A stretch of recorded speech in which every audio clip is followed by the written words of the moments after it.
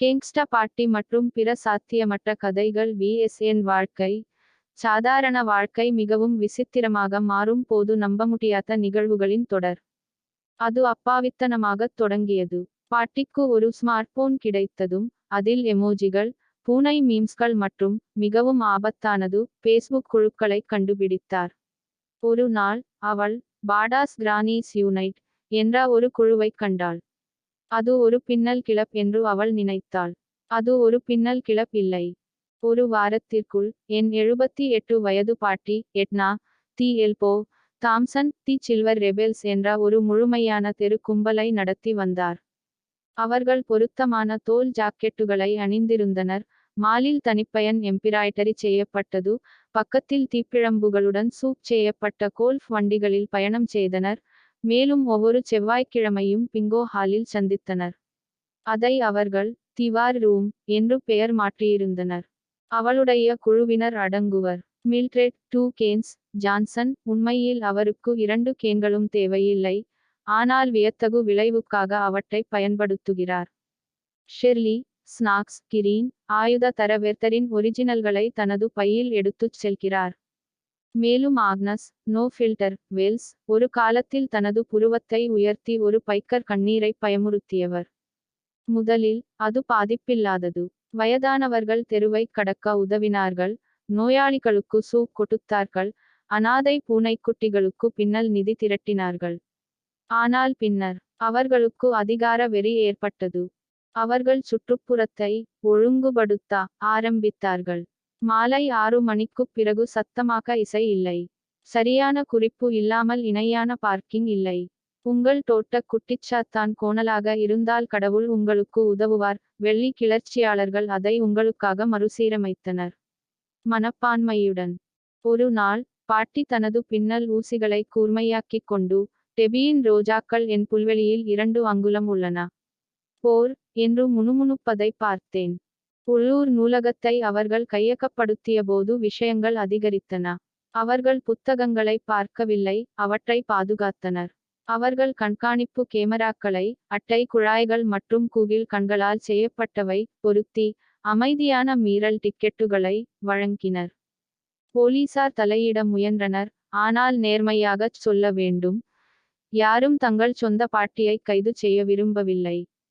கூடுதலாக பாட்டி சமாதான ஒப்பந்தங்களை பேச்சுவார்த்தை நடத்தக்கூடிய குக்கீகளை உருவாக்கினார். இறுதியில் மேயர் அவளை அழைத்து ஒரு சமரசத்தை வழங்கினார். கும்பலை கலைத்து அக்கம் பக்க கண்காணிப்பை எடுத்துக்கொள்ளுங்கள். பாட்டி ஒப்புக்கொண்டார். ஒரு நிபந்தனையின் பேரில். அவளுக்கு ஒரு பேட்ஜ் கிடைத்தது. இப்போது அவள் தெருக்களில் விசில், கிளிப்போட்டு, வாக்கி டாக்கி ஆகியவற்றை பயன்படுத்திக் கொண்டு ரோந்து செல்கிறாள். ஆனால் குற்றங்கள் 70 விழுக்காடு குறைந்துவிட்டன. சத்தம் பற்றிய புகார்கள் போய்விட்டன. அந்த ரோஜாக்களா முழுமையாக கச்சிதமாகச் செதுக்கப்பட்டுவிட்டன.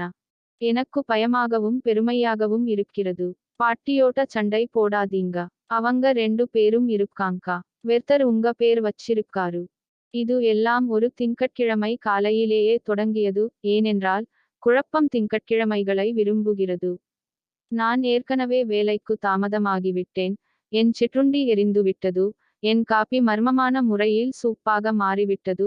கேட்க வேண்டாம், என் பூனை ஒரு நீதிமன்ற நீதிபதியின் தீவிரத்துடன் என்னை மதிப்பிடத் தொடங்கியது.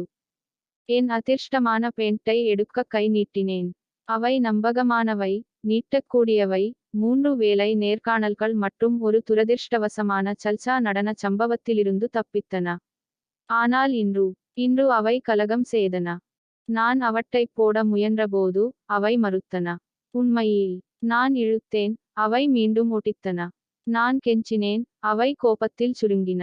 இறுதியில் நள்ளிரவில் பீன்ஸ் சாப்பிடுவதை நிறுத்தும் வரை நாங்கள் அணிய மறுக்கிறோம் என்று ஒரு சிறிய குரல் சொல்வதைக் கேட்டேன். நான் கண் சிமிட்டினேன். நீ பேசிட்டியா? போதும் என்றது பெயிண்ட். நீங்க எங்க எல்லைக்கு மேல எங்களை நீட்டினாங்க. நீங்க எப்பவும் எங்களை இஸ்திரி பண்றதில்லை. உங்க நடன அசைவுகளா துணிக்கு எதிரான குற்றம். என் பேசும் கால்சட்டையை பார்த்து நான் ஒரே தர்க்கரீதியான காரியத்தைச் செய்தேன்.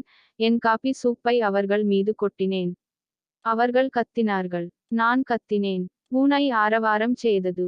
பின்னர் அந்த பேண்ட் ஒரு முறையான புகாரை பதிவு செய்தது. வெளிப்படையாக, புறக்கணிக்கப்பட்ட ஆடைகளுக்கு ஒரு நீதிமன்றம் உள்ளது. நீதிபதி ஹூட்டி தலைமை தாங்கினார். எனது ஜிம் சாக்ஸ் எனக்கு எதிராக சாட்சியமளித்தது. எனது பழைய ஸ்வெட்டர் வியத்தகு முறையில் அழுதது. எனது பிலிப் ஃப்ளாப்ஸ்கள் கூட கதாபாத்திர சாட்சிகளாக தள்ளாடியது. இறுதியில், பேண்ட் வென்றது. காயமடைந்த ஜவுளிகளுக்கு 100 மணிநேர துணி பராமரிப்பு மற்றும் உணர்ச்சிபூர்வமான ஆதரவை வழங்க எனக்கு தண்டனை விதிக்கப்பட்டது. இப்போது, ஒவ்வொரு இரவும் நான் என் ஜீன்ஸுடன் படுக்கை நேரக் கதைகளைப் படிப்பேன். என் சர்களுடன் தாலாட்டு பாடுவேன். என் பேண்ட்டுகளும். அவர்கள் என்னை அவற்றை அணிய அனுமதிக்கிறார்கள். ஆனால் நான் முதலில் அவர்களின் தையலை பாராட்டினால் மட்டுமே. கதையின் நீதி: உங்கள் ஆடைகளை ஒருபோதும் சாதாரணமாக எடுத்துக்கொள்ளாதீர்கள். அவை சட்டப்படி உயர்வதிலிருந்து ஒரு தூரம் மட்டுமே. கேங்ஸ்டா பார்ட்டி மற்றும் பிற சாத்தியமற்ற கதைகள் vs என் வாழ்க்கை. சாதாரண வாழ்க்கை மிகவும் விசித்திரமாக மாறும் போது நம்பமுடியாத நிகழ்வுகளின் தொடர் முடிவு.